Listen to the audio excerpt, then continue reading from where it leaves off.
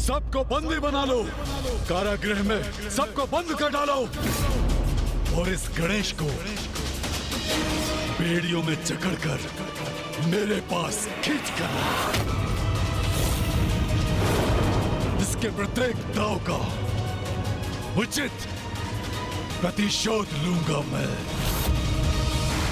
महादेव पुत्र प्रथम पूज्य गणेश जी के साथ ऐसी उद्दंडता, ऐसा कर कदाचित शुंभ अपने विनाश को आमंत्रित कर रहा है।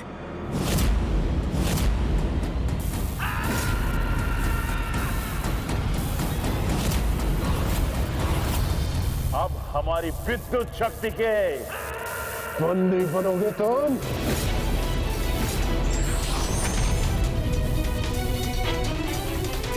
नहीं भैया, आप कुछ मत कीजिए। क्यों रोक दिया गणेश ने मुझे इनसे निपटने दीजिए।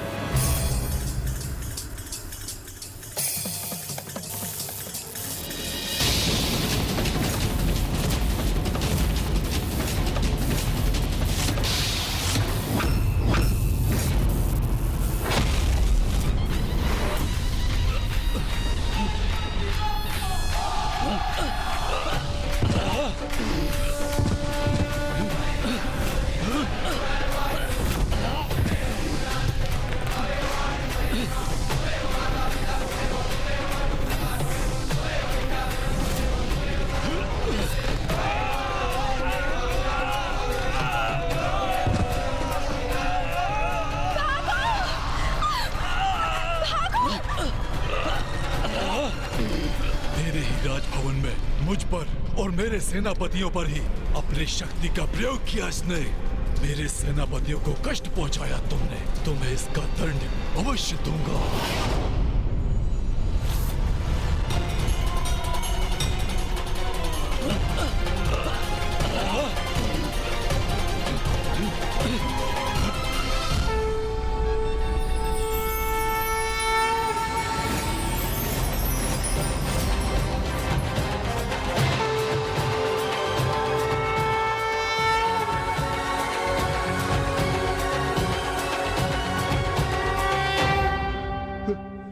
ये कैसा प्रकाश है?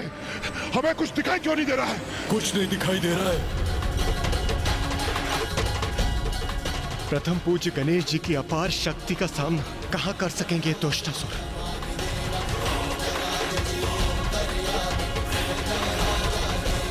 ये कैसा दिव्य प्रकाश है जिससे मेरे नेत्र चौंधिया रहे हैं? प्रथम पूज्य गणेश जी, हम कृतार्थ हो। आपने इस विनाश से हमारी रक्षा ही नहीं की, अपितु अपने इस विराट रूप के दर्शन देकर हमें धन्य किया है प्रभु।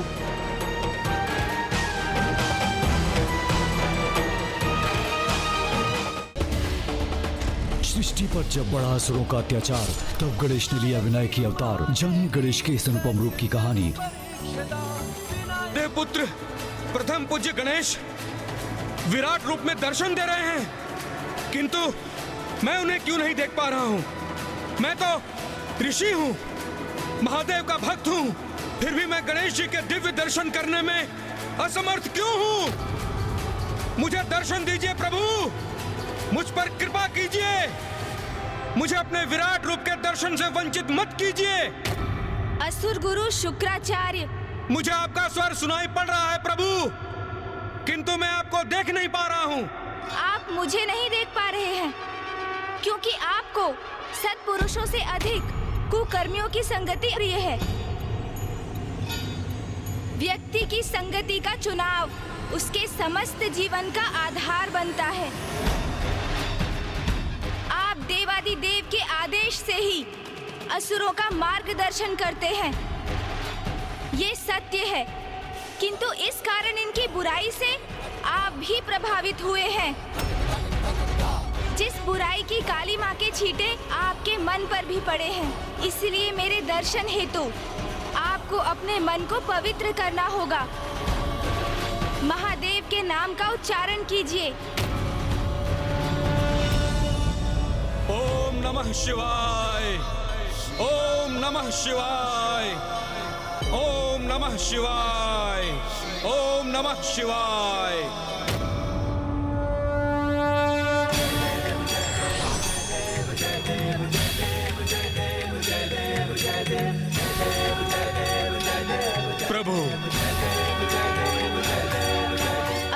असुरगुरु शुक्राचार्य, आप असुरों के गुरु हैं, उनके पिता समान हैं।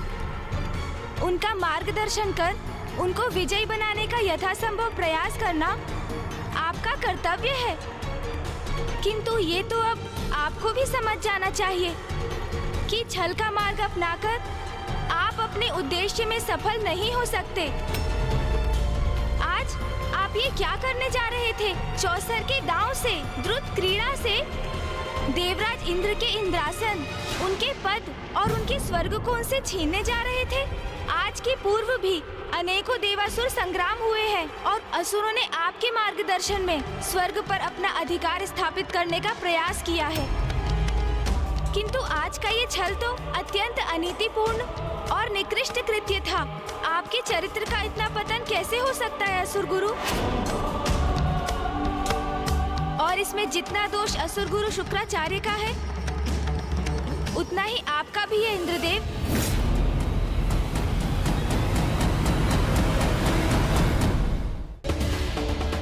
सृष्टि पर जब बढ़ा असुरों का अत्याचार, तब गणेश ने लिया विनायक की अवतार। जानिए गणेश के इस अनुपम रूप की कहानी। असुर गुरु शुक्राचार्य जितने दोषी हैं, उतने दोषी आप भी हो गए हैं इसमें सम्मिलित होकर। जैसे ही चौसर की क्रीड़ा द्रुत क्रीड़ा अर्थात जुए में परिवर्तित हुई, आपको उसे उसी समय रोक देना चाहिए था इंद्रदेव। कोई बालक नहीं, देवराज है आप। आप अपना विवेक कैसे खो बैठे?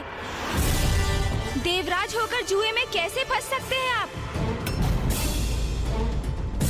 आपको तनिक भी ज्ञात नहीं कि द्रुत क्रीड़ा का, जुए का तो एक ही संभव परिणाम है, व्यक्ति का पतन, जो आज आपके साथ भी हुआ।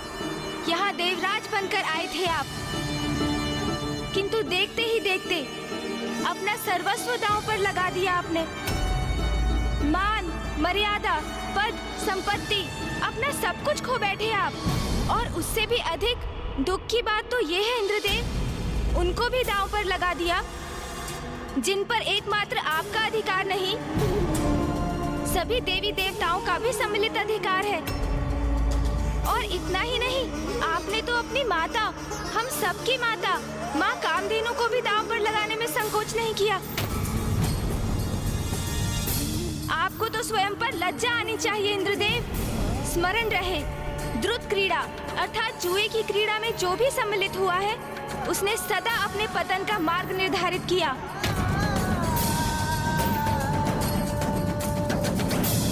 जुए से व्यक्ति स्वयं तो निर्धनता की ओर अग्रसर होता ही है और समुदाय तक को महासंकट में डाल देता है।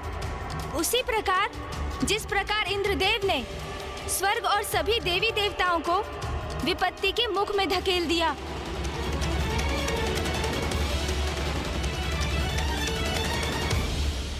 इतिहास साक्षी रहेगा कि जब जब संसार में द्रुत क्रीड़ा होगी, जुआ होगा, तब तब संसार विनाश और पतन की क्रीड़ा का भी प्रत्यक्षदर्शी बनेगा।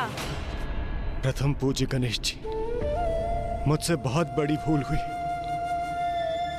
मैं अपने आचरण, निर्णय और व्यवहार के लिए लज्जित हूं प्रभु। मैं आपसे वचन देता हूं, ऐसी भूल मुझसे पुनः नहीं होगी। मुझे क्षमा कर दीजिए प्रभु, क्षमा कर दीजिए मुझे।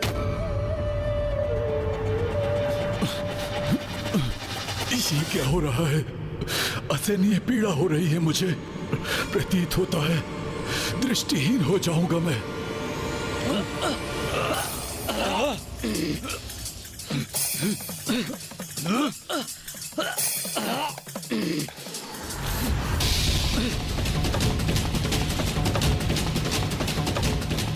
ये क्या हो रहा है? इन असुरों की दृष्टि क्यों खोती जा रही है?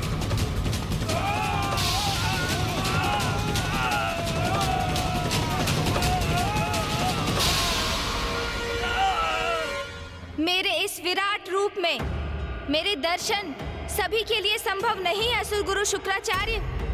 इन असुरों की संगति के कारण आप भी मुझे नहीं देख सकते थे, किंतु महादेव के नाम के जाप से अपना मन शुद्ध कर आप मेरे पंचमुखी रूप के दर्शन करने के योग्य बने। और ऐसा इसलिए हुआ क्योंकि आप एक ऋषि हैं, अन्यथा मेरे दर्शन प्राप्त करने में तो देवताओं को भी कठिनाई हो रही है। सत्य तो ये है कि जो मन, वचन और कर्म से शुद्ध है, जिनका मेरे प्रति भक्ति भाव है, वही इस रूप में बिना कष्ट पाए मेरे दर्शन कर पाते हैं।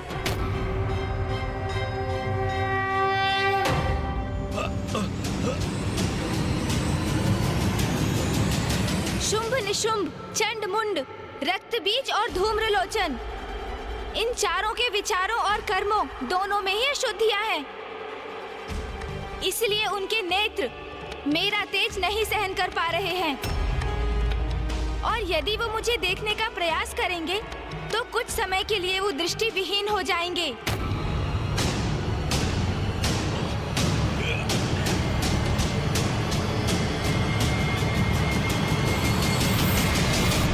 अभी भी समय है, संभल जाइए असुर गुरु। शुंभ निशुंभ और उनके सेनापतियों को ब्रह्मदेव और महादेव से वरदान अवश्य प्राप्त है, किंतु आप भूल रहे हैं, यदि वो पुनः अपनी सीमाओं का उल्लंघन करेंगे तो उन्हें उनका दंड अवश्य प्राप्त होगा, और उन्हें दंडित करने वाली शक्ति इतनी प्रचंड, इतनी शक्तिशाली होगी कि इन्हें ऐसी भयंकर मृत्यु प्रदान करेगी कि इनके शव भी नहीं पहचान सकेंगे आप। इसलिए ऐसी कोई परिस्थिति उत्पन्न मत कीजिए जिसके कारण पुनः देवासुर संग्राम छिड़ जाए, क्योंकि आपके शिष्य असुर कितने भी बलशाली क्यों ना हो जाएं, उनके अधर्म के प्रति उनका रुझान और उनका अविवेकपूर्ण आचरण उन्हें कभी विजय नहीं होने देगा।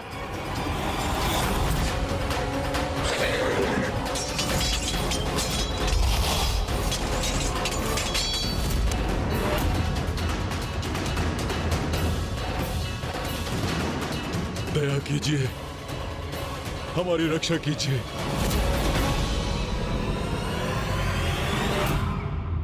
असुर गुरु शुक्राचार्य, ये मेरी चेतावनी है आपके लिए।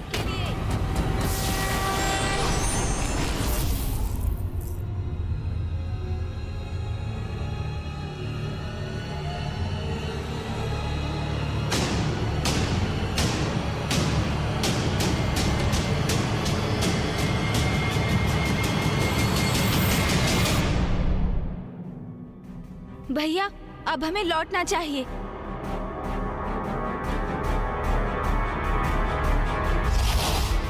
मैं इनको नहीं जाने दूंगा, मैं इनका वध कर दूंगा।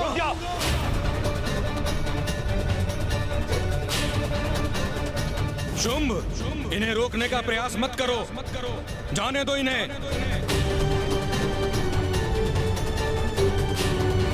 हमने इनसे जो भी प्राप्त किया है शांति पूर्वक लौटा दो।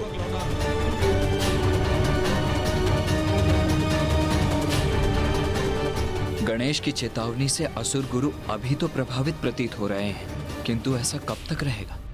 तुम्हारे और इंद्रदेव के बीच यही नियत हुआ था। उस शर्त की मर्यादा का पालन करो और देवताओं की निधियों को वापस लौटने दो।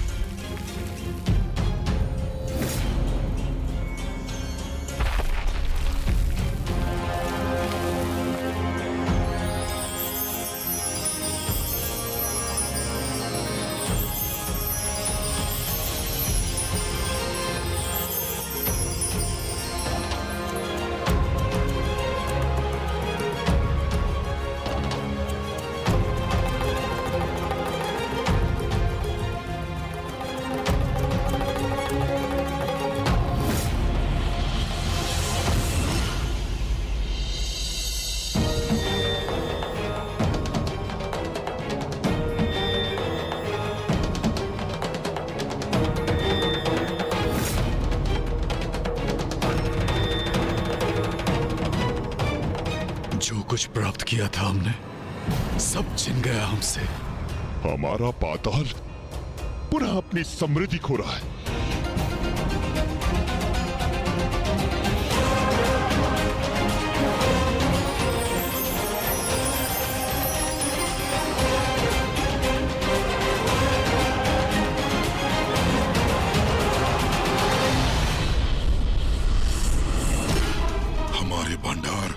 अन्न से रिक्त हो रहे हैं। पाताल के वृक्ष आदि भी प्रभावित हो रहे हैं। यहाँ की प्रकृति हमसे रुष्ट हो रही है। कल्प वृक्ष के स्वर्ग लौटने से पुनः वंचित हो गए हैं हम।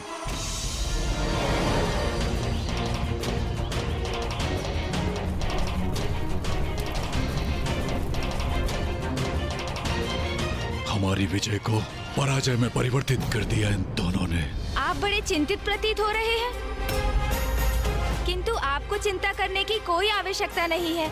असुर महानायक शुंभ जी, आपकी मणियां और स्वर्ण जो आपने स्वर्ग लोक भेजे थे, वो सभी आपके धन कोष में लौट चुके हैं, क्योंकि आप असुरों के विपरीत अनुचित साधन से प्राप्त किसी भी वस्तु को अपने अधिकार में नहीं रखते। हम मेरे विचार से हम यहाँ जो करने आए थे वो हो चुका है।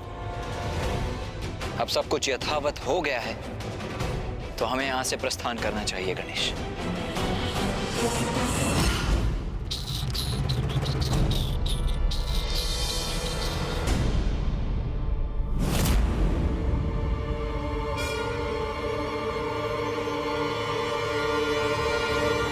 अरे ये क्या? गणेश जी और कुमार कार्तिकेय जी ने तो भोजन तक स्वीकार नहीं किया। छल मैंने नहीं, आपने किया है असुर महानायक। मायावी पासों से क्रीड़ा कर अन्याय तो आप कर रहे थे।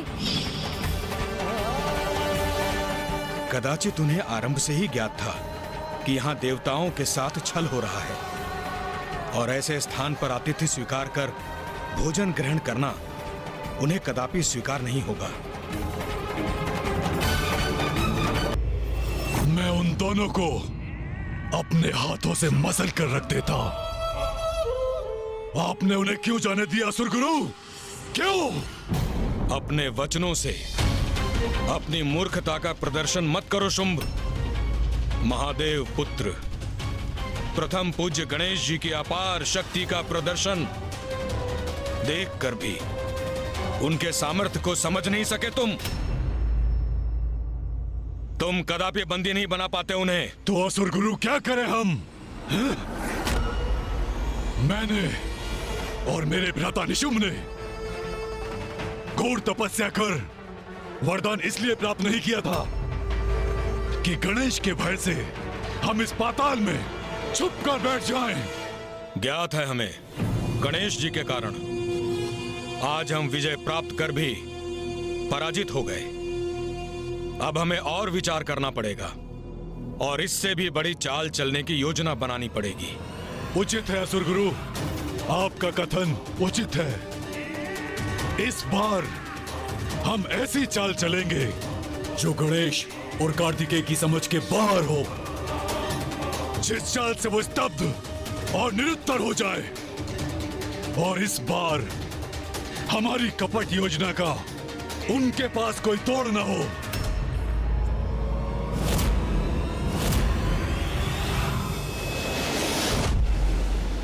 सत्य है, विघ्नों को दूर करते हैं आप। विघ्न कोई भी हो, पर अपनी दिव्य शक्ति और सूझबूझ से उसका हल ढूंढ ही लेते हैं विघ्नहर्ता गणेश जी। उन असुरों से स्वर्ग की रक्षा आपने और कुमार कार्तिकेय ने की, अन्यथा देवता तो स्वर्ग गंवा ही बैठते। अधर्म युक्त क्रीड़ा से असुरों ने स्वर्ग पर अपना अधिकार जमाने की चेष्टा की थी, जो सर्वथा अनुचित था ऋषिवर, और अनुचित को उचित बनाना तो हमारा कर्तव्य है। किंतु अब हमें और भी सतर्क रहना होगा, क्योंकि अपनी ही राजसभा में हुए अपमान का प्रतिशोध लेने शुंभ अवश्य आएगा। देवताओं को परास्त करने में अपनी संपूर्ण शक्ति झोंक देगा वो। और मैं और गणेश प्रत्येक बार देवताओं की रक्षा नहीं कर सकेंगे, क्योंकि हमारे भी हाथ बंधे हुए हैं। अंततः शुंभ और निशुंभ का वध माता के हाथों ही होना है। अब किसी भी प्रकार हमें माता को लौटाकर लाना ही होगा। क्यों गणेश, उचित कह रहा हूं ना मैं?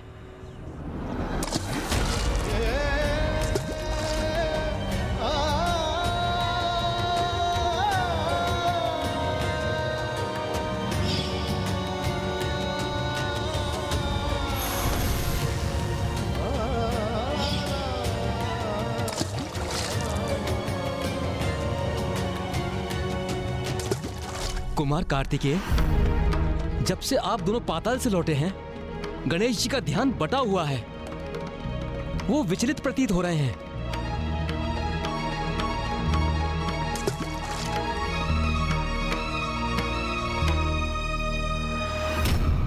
अवश्य ही गणेश को मां का स्मरण हो रहा होगा। कुमार कार्तिकेय, जब माता के दूर होने से मैं ही इतना व्यतीत हो रहा हूं, तो आपके और गणेश जी की पीड़ा का तो अनुमान लगाना भी कठिन है। आप जाइए, गणेश जी को संभालिए। माँ, कहाँ है आप माँ? मुझे रह रहकर आपका स्मरण हो रहा है माँ। आपसे भेंट करने की प्रबल इच्छा हो रही है माँ। आप जहाँ भी हैं, मैं स्वयं आपके पास आ जाऊंगा माँ। बस मुझे एक संकेत तो दीजिए माँ। मुझे बताइए माँ, मैं कहाँ और कैसे पहुँच सकता हूँ आप तक? बताइए ना माँ, बताइए माँ। माँ।